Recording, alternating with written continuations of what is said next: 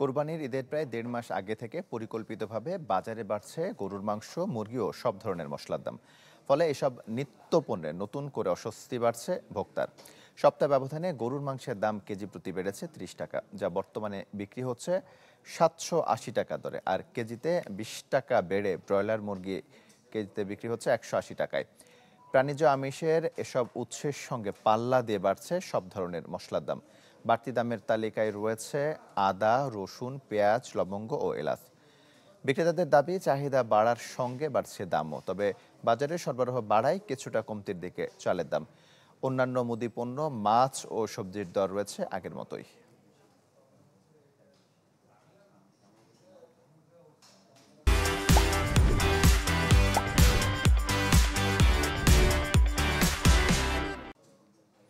এবার বাজার দরের খবর জানাতে চাই। বিষয় জানাতে রাজধানীর কারওয়ান বাজার থেকে যুক্ত হচ্ছেন রাকিব হোসেন, জয়পুরহাট থেকে যুক্ত হবেন হারুন রশিদ এবং চাঁপাইনবাবগঞ্জ থেকে যুক্ত হবেন আনোয়ার হোসেন। আমরা প্রথমেই চলে যেতে চাই রাকিব হোসেনের কাছে।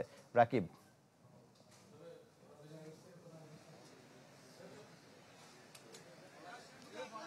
তোমার আপনি যেমনটি বলছিলেন, আসলে কোরবানির ঈদের বাকি কিন্তু আরো ১.৫ মাস, কিন্তু এরই মধ্যে যে মাছ, মাংস, গরুর মাংস থেকে শুরু করে এবং ব্রয়লার মুরগি এগুলোর দাম বেড়েছে। এর পাশাপাশি কিন্তু সব ধরনের মশলায় আমরা একটা বাড়তি দাম লক্ষ্য করছি।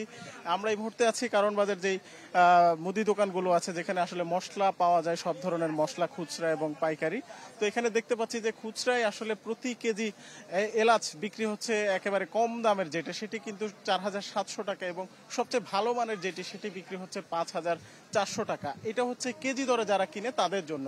কিন্তু এই এলাচটা তো সাধারণত মানুষ কেজি হিসেবে কিনে না, সাধারণ মানুষ কিনে ১০০ গ্রাম, ৫০ গ্রাম বা ২০০ গ্রাম করে। তো তখন কিন্তু এই এলাচের দাম কিন্তু ৬,০০০ টাকা পর্যন্ত পৌঁছে যায়, যে কারণে আসলে বলা যাচ্ছে যে এই মশলার দামে এমন ঊর্ধ্বগতি আসলে সাধারণ মানুষের জন্য কষ্টকর হয়ে দাঁড়িয়েছে। এবং আমরা দেখেছি যে লবঙ্গের দাম টিসিবির হিসেবেও এখন ১৪০০ টাকা, কিন্তু কোনো কোনো দোকানে তারা বলছেন যে খুচরায় বিক্রি করার কারণে সেটির দাম ১,৬০০ টাকা পর্যন্ত হয়ে যাচ্ছে।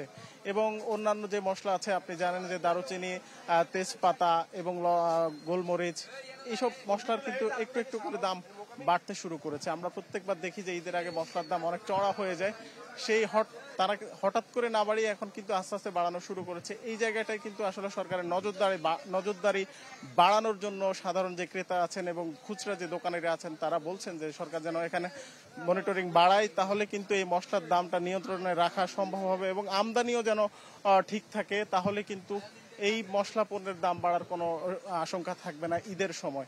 এর বাইরে আমরা যদি বলি যে সবজির বাজার কিন্তু গত কয়েকদিন ধরেই কিন্তু বেশ চড়া ছিল এবং সেই দাম কিন্তু অব্যাহত আছে। সেখানেও কিন্তু আসলে খুচরা দোকানদাররা বেশি লাভ করছে কিনা সেটা বাজার মনিটরিং এর মাধ্যমে সরকারকে চিহ্নিত করতে হবে। রাকিব, আপনাকে ধন্যবাদ। কারওয়ান বাজার থেকে চলে যেতে চাই জয়পুরহাটে হারুন রশিদের কাছে। হারুন, তমাল, আমি যদি বলি জয়পুরহাটে কিন্তু আলুর বাজার কম থাকলেও কিন্তু সবজির বাজার কিন্তু অস্থির। আজকে আলু ১০ টাকা কেজিতে পাওয়া গেলেও কিন্তু প্রতিটি সবজি, বেগুন, মূলা, করলা, পটল, সবকিছু যে সবজিগুলো মানে প্রয়োজন, নিত্য প্রয়োজনীয় যেগুলো, সবগুলো কিন্তু ৫০ থেকে ৬০ টাকা কেজি দরে বিক্রি হচ্ছে। আর এখানে আজকে সয়াবিন তেল বিক্রি হচ্ছে খুচরা বাজারে ১৮৯ টাকা এবং আদা বিক্রি হচ্ছে ১২০ টাকা কেজি দরে। পেঁয়াজ বিক্রি হচ্ছে আজকে ৫০ থেকে ৬০ টাকা কেজি প্রকারভেদে বিক্রি হচ্ছে। তো এখানে যদি আরও কিছু জিনিসের কথা বলি, আজকে কিন্তু বাজারে কিন্তু নিত্যপণ্য যে জিনিসগুলো সাধারণ যারা ক্রেতা আছে তারা কিন্তু কিনতে আসছেন, কিনতে এসে কিন্তু তারা কিন্তু অনেকটাই এখানে বিড়ম্বনার মানে সৃষ্টি মানে হয়ে যাচ্ছে তারা যেটা ক্রেতারা যারা আছেন তারা যেটি বলছেন যে আমরা যেটা আমাদের বাজেট মতো কিনতে আসছি, কিন্তু সেখানে এসে আমাদের মতো কিন্তু আমরা এখানে কিনতে পাচ্ছি না। তো আজকে যদি বলি আদা বিক্রি হচ্ছে ১২০ টাকা, ডিম এখানে ১৪০ টাকা হালি ধরে বিক্রি হচ্ছে, ব্রয়লার মুরগি ১৮০ টাকা কেজি দরে, গরুর মাংস ৬৮০ থেকে ৭০০ টাকা কেজি দরে বিক্রি হচ্ছে। তবে মাছের বাজারটা অনেকটা কিছু কম দরে বিক্রি হচ্ছে। তো সব মিলিয়ে কিন্তু যে সবজির যে বাজারগুলো, এই বাজারগুলো কিন্তু অস্থির হওয়ার কারণে তারা অনেকটাই এখানে বিপদের মধ্যে এখানে তারা যেটা পড়ে গেছেন।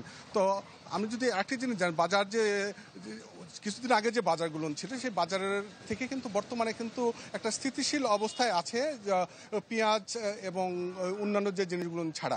চাল আজকে কিন্তু বাজারে গত সপ্তাহে যা ছিল 55 থেকে 58 টাকা কেজি দরে বিক্রি হচ্ছিল, আজকে কিন্তু সেই একই দামে বেচা কিনা হচ্ছে। তো সব মিলে জয়পুরহাটের যে নিত্য প্রয়োজনীয় যে জিনিসপত্র দাম কিছুটা স্বাভাবিক থাকলেও কিছুটা আবার অস্বাভাবিক ধরে বিক্রি হচ্ছে। তো এই ছিল জয়পুরহাটের নিত্য প্রয়োজনীয় বাজারের সর্বশেষ খবর। তমাল। হারুন, আপনাকে ধন্যবাদ। জয়পুরহাট থেকে চলে যেতে চাঁপাইনবাবগঞ্জে আনোয়ার হোসেনের কাছে। আনোয়ার,